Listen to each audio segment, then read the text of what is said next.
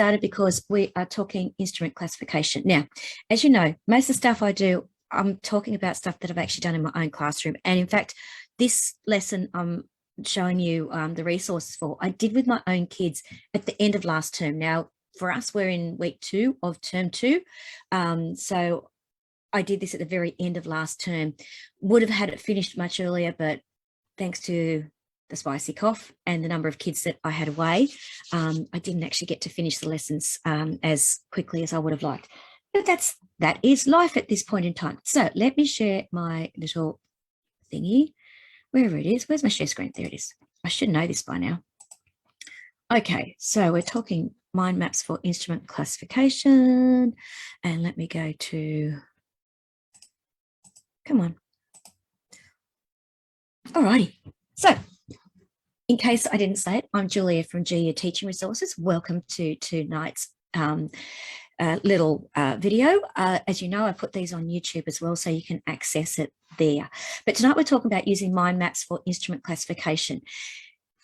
Lots of things, and hopefully I remember at the end of this lesson to say that how I'm using these videos that I'm using now to actually help my own kids in my own classroom. Okay, so hopefully I remember to do that.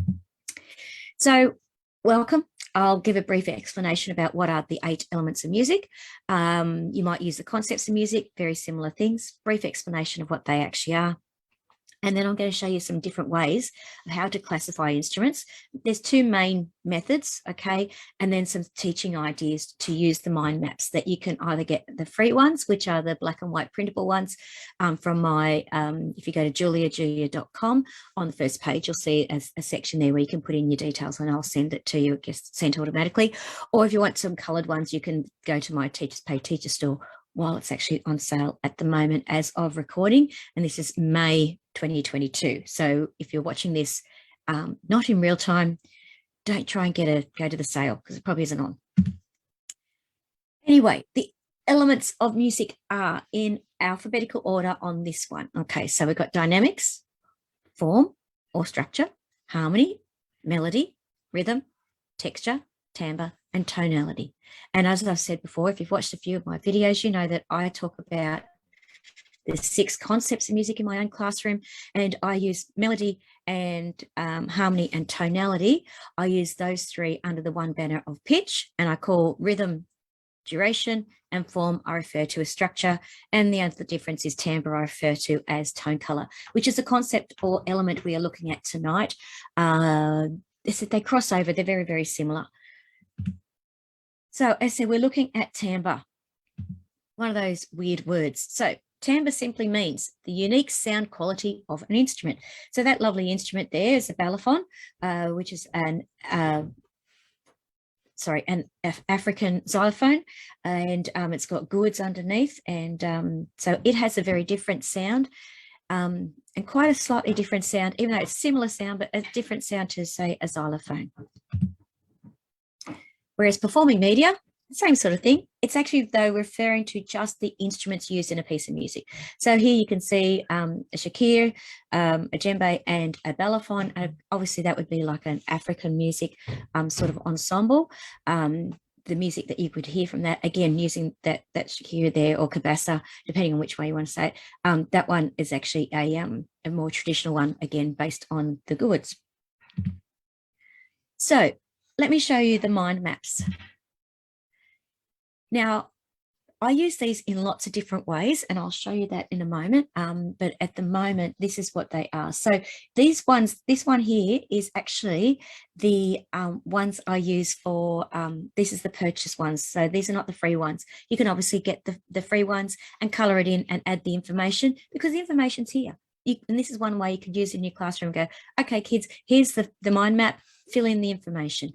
So you can see here that timbre refers to, and I'll start with identify at the top there. So identifying the instruments, because you need to know what's in there before you can do the rest of it. Classifying the instruments into categories or families. Explain the technique used to produce, for the sound to be produced. Describe how that instrument sounds. So we're talking about adjectives there. the range, roll, and register then also of those instruments. So all those things come under timbre because it's not just about the instrument and how it sounds. It's also about the classification. It's explaining the production, sound production method, and then also the role within the ensemble and the range of notes it's performing and the register, whether it be high or low or treble or bass. Then we've got a couple of different ways to classify. So most people know about instrument families, okay? So in Western European tradition, okay, just make sure I put that in there. For a Western European tradition, a lot of people still classify in terms of the families of the orchestra. So we've got the percussion family, instruments that are hit, shake, or scrape, or the string family, instruments with strings that are bowed, strummed, or picked to make a sound or plucked. Brass family, instruments originally made of brass, not all of them are now, and have a cup-shaped mouthpiece. And the woodwind family is instruments originally made of wood or have a reed in the mouthpiece. And again, there's slightly different ones there. And then I've added their voices because obviously a voice is an instrument as well. I was actually talking about this in my class today with my year 9s and 10s. So that we're talking about the fact that there, lots of different things about voices. It was quite an interesting conversation, but voices as well. So that's one way you can just like classify instruments using the families. But not everything fits into those families, especially if you're talking about world music instruments, or you are maybe talking about instruments that are more rock-based or electronic-based. Not everything fits there. So this is where you could use these ones. Obviously, voices are still here. I just didn't put that on this particular one, but you could add that to this page as well. So electrophone or electric sounds, instruments that require electricity to amplify the sound. One thing I always try and distinguish here is when I'm talking to the kids is I ask them, give me some examples. And often a kid will talk about a microphone being an instrument, and it's like, no, the microphone is just like the amplifier. It's not the actual instrument. It's the way to make the noise. Like, it's not noise. It might be noise if they're singing. Maybe it's not that great, but it's a way to amplify the voice. It's just a tool to be used. So just, I said, it's amazing how many kids will actually say that the microphone's the actual instrument, and it's not. So electrophones, idiophones, again, instruments you hit, shake, or scrape. Quarterphones, instruments with strings. Aerophones, instruments that require sound, the movement of air to make a sound. Now, this one is where we're talking about our brass family and our woodwind family, and they're in there together. But there's lots of different instruments that don't fall neatly into those other families, and that's why I prefer to use this this method of instrument classification, as opposed to using the family one, unless it's an orchestral piece or a classical piece of Western European tradition. Otherwise, I tend to use this one. And then obviously membranophones, which are instruments that have a skin or stretched membrane. Again, got to clarify that one though, because these guys who actually come up with this classification, there's actually that many sub classifications out there. It's not funny. So these are the big ideas, and you can really get into this way of classifying instruments. I'm not going to go into that tonight because I don't know enough about it myself. However, membranophones are instruments that you need to actually make the sound by hitting the membrane, as opposed to, say, a banjo that does have a membrane, okay, stretched on it. I've got mine over there somewhere on the wall, and it has a membrane, but that is not the actual way the sound is being produced. The sound is being produced by the strings. So just, got to think about it that way. Also think about tambourines, because sometimes a tambourine, we can't always tell if it's been hit and shaken and they're just using the rim of it, or if they're actually hitting the center. If they're hitting the center and it has a membrane, then we're talking about a membranophone and an idiophone, really. But, sort of got to have those conversations, and that's where, you sort of got to, if you're coming at from it from an purely listening angle, you just make sure that the kids come with that from that angle. Alrighty, so ways that you can use them. Alrighty, so music center. So try using instrument picture cards. So you can see I've got some pictures there, and sorting them into classifications. Now, how I tend to do this, a couple of ways. What I tend to do is I teach it, the different classifications. I give them the actual cards. So you can either have it little, so it's a bit hard to see, little like this, or bigger. I've got these ones without the laminating, so you can actually see that better, or you give it to them like this. But I said I always laminate them for the classroom, but this is much easier for the camera to see this like this. So that's a bigger size, and that's full page. This is 4 to a page. Give them that. Give them a sheet of paper. Give them all the actual instruments there in the card. So that set there's 50 instruments in there, and then get them just to classify as a group.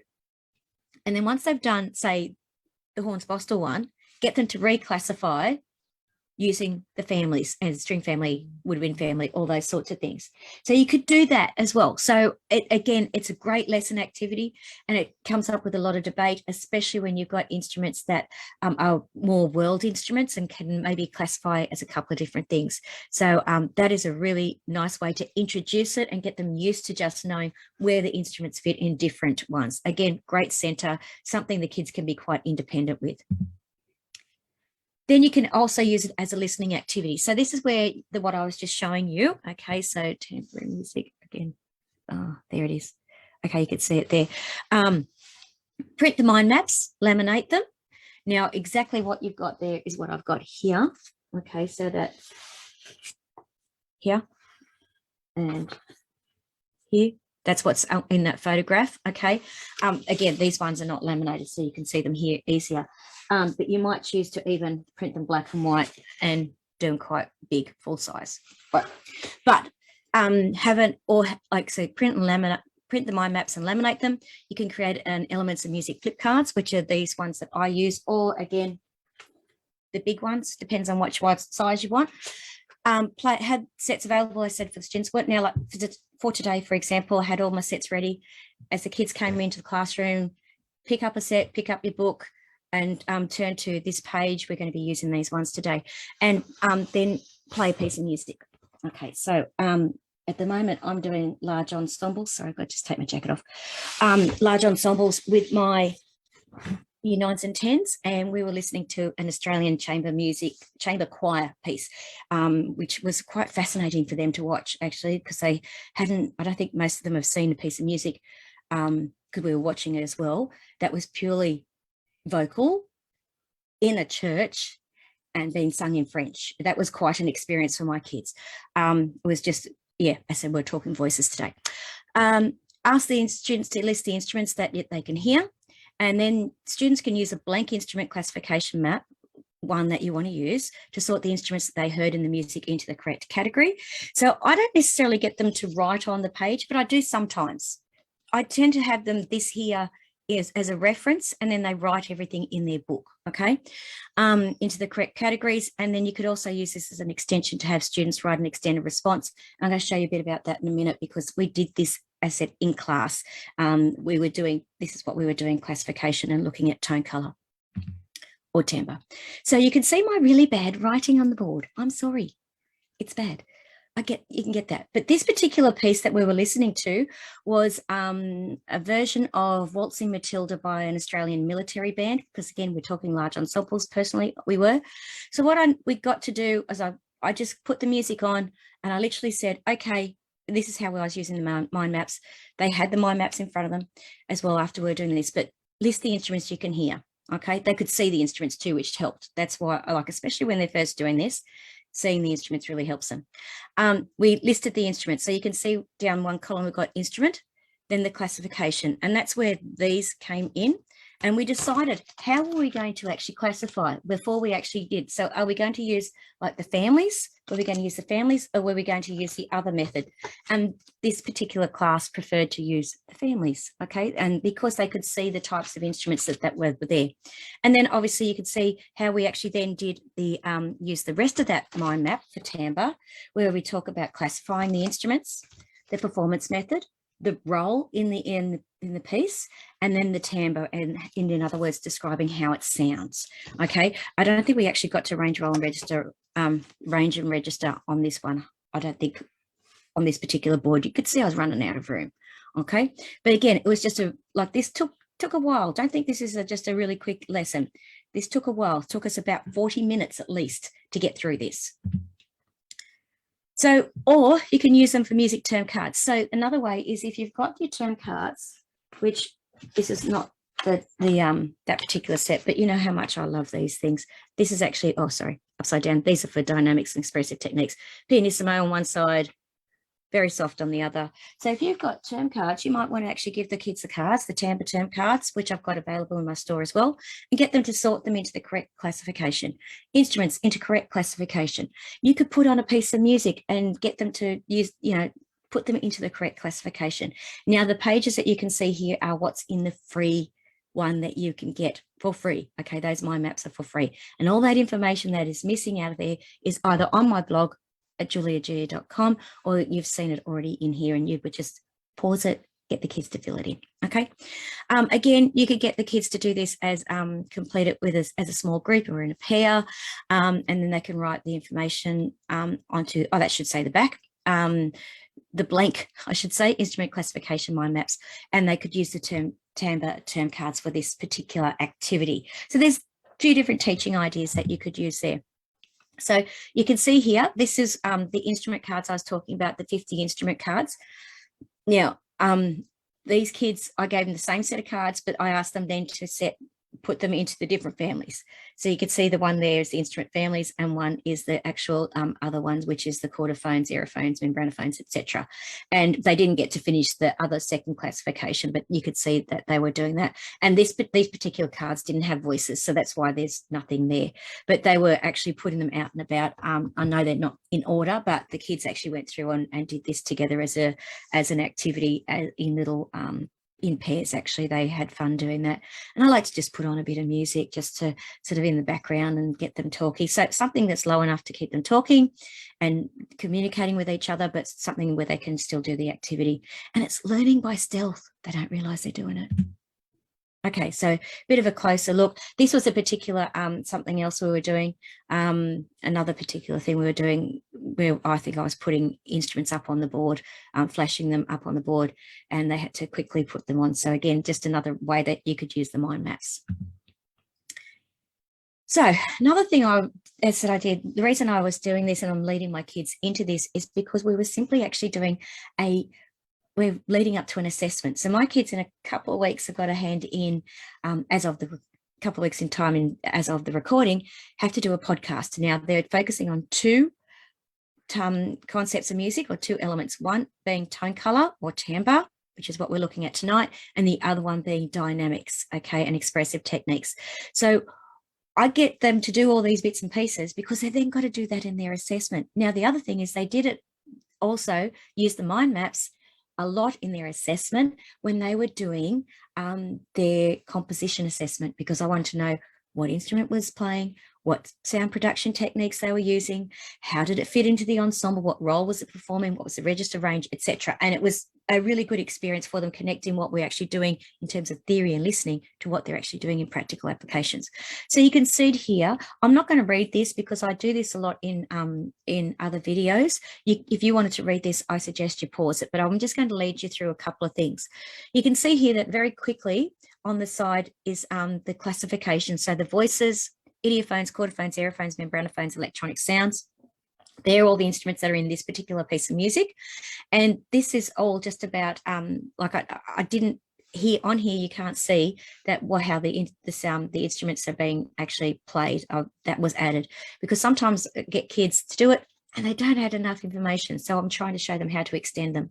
Now, the different colors in these paragraphs, I just want to briefly explain. Tone color is the pink. That means it's the main idea. The orange is the understanding. Okay, so that's right. This is on the particular song Umbrella, performed by the Baseballs. If you haven't heard it, go and have a listen. And the instruments used in the music are typical of an early rock ensemble. And then the red is a specific sample. The green then is the information about that sample. Then the red is more of is another sample, and then the green's the information. Red sample information. So that's SI, SI, SI. And then the last bit there is that connect to concept in purple. Now, this is my music framework. Main idea, understanding, sample, information, connect to concept.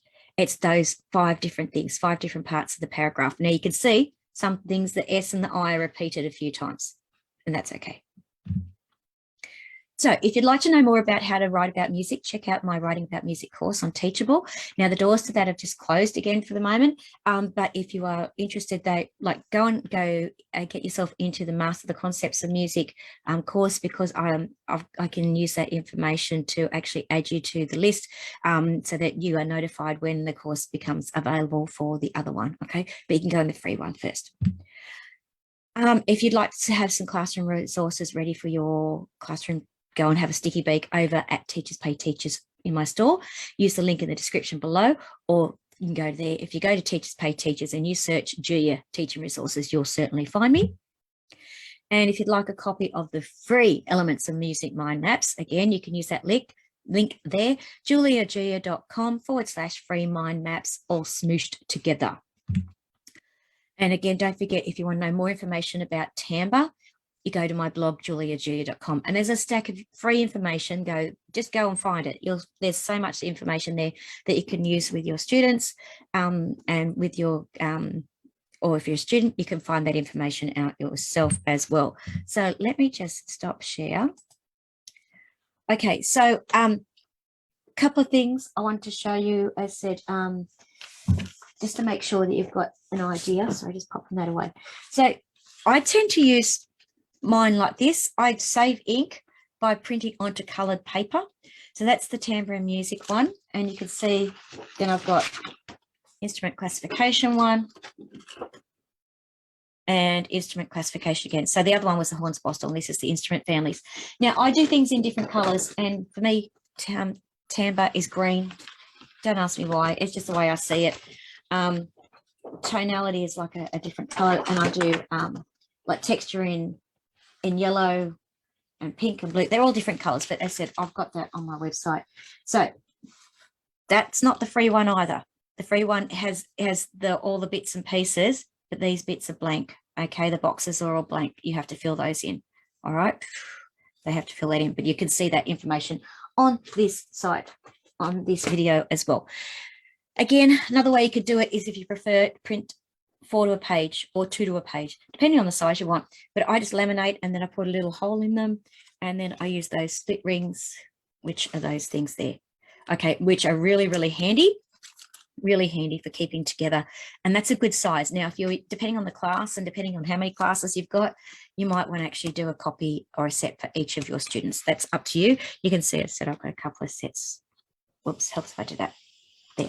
Okay, but what I wanted to share with you tonight is something else I've been doing, because again, a lot of the stuff I come up with is because I need it for my own classroom. So one of the things we're doing in my school at this point in time is there's a big focus on literacy, and making sure that kids are obviously using getting to that extended response writing and using correct punctuation and spelling and grammar and all those sorts of things.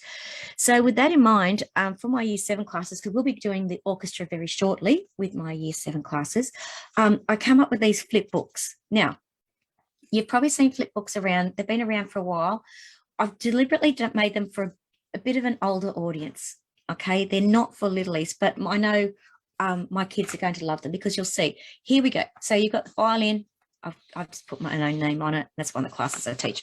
There we go. And there's obviously someone you can colour that in there, and there's a couple of questions. So the main thing is that, what's the name of the instrument, what part of the families belong to, and what action is used to produce a sound. Again, we're talking that tone colour stuff, but this is at year 7 level. Okay, then where it sits in the orchestra, because I asked them to colour it red. So you can see over here that that's the first and second violins, because we're talking violin. And then they get to label it, okay, and obviously colour it in. The words are down the bottom to help them, and then there's that there. Now, I'm actually giving you, don't stress about this if you're a bit worried about all the names of the parts and all that sort of stuff. The answers are in the resource, okay, and I'll show you some other ones in a moment, as well as the other part. And then the bit I really like is this one. Okay, so what did you like about the performance and on the violin in this music, and why? Now, I've changed it to what do you like to what do you appreciate, because I know my kids, so I printed this before I changed my mind. After I was writing, it's like, ooh, appreciation, because you can still appreciate something if you don't like it.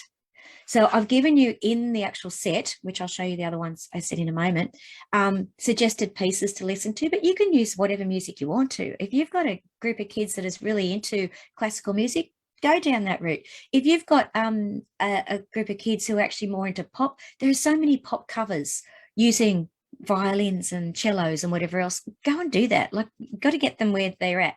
But for this particular piece, this was Flight of the Bumblebee, and you can see there it's an extended response. And this is what it's leading to. This is nice, fun, simple, easy stuff to do, which is still good stuff for them to know. But this is the part I'm worried about. Okay, we're getting them to actually to appreciate the music that they're listening to and writing an extended response. Now, for my junior kids, not junior, my lower ability kids, we would listen to the music. We would come up with some ideas, and then we'd talk about the structure because of how to actually put this into an extended response. And that's, I suggest that's how you do it. But all I've done so far, sorry, is just the string family, because that's where I'll be starting myself. So there's a violin, and this is just printed on colored paper. The viola, the harp, the cello, and the string bass. Now, I've included in that string bass and double bass. I call it a double bass. A lot of people don't call it double bass, they call it a string bass, but it's exactly the same thing. You get both ones. But I do suggest you don't print it in color. That just looks better photographed in color. But because if you want the kids to color it in and write into it, then you can, sorry, I'll try to get that where you can see. Okay, so fun facts, the orchestra, name the parts, and then obviously an opportunity for extending the writing. And like, they'd look great displayed around the classroom as well. So that's a really good one to actually do. And I can't wait to use those myself. As I said, that's something I like to do myself. So before I leave you, I have a wonderful rest of your week. And I'm Jooya from Jooya Teaching Resources. And until next time, next Tuesday, I'll see you then. Bye.